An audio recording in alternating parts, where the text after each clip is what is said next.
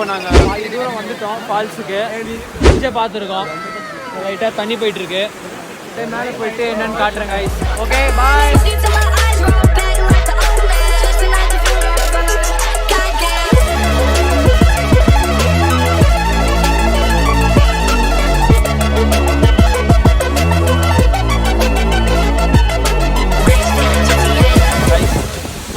நீங்கள் பார்த்தே ஆகணும் லிட்டரலாக. இதை பாருங்க.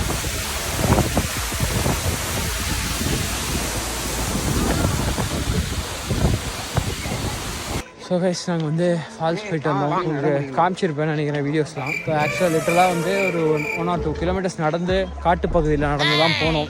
இப்போ காட்டுறேன் பாருங்கள். இப்படி தான் இருக்குது இடம்லாம்.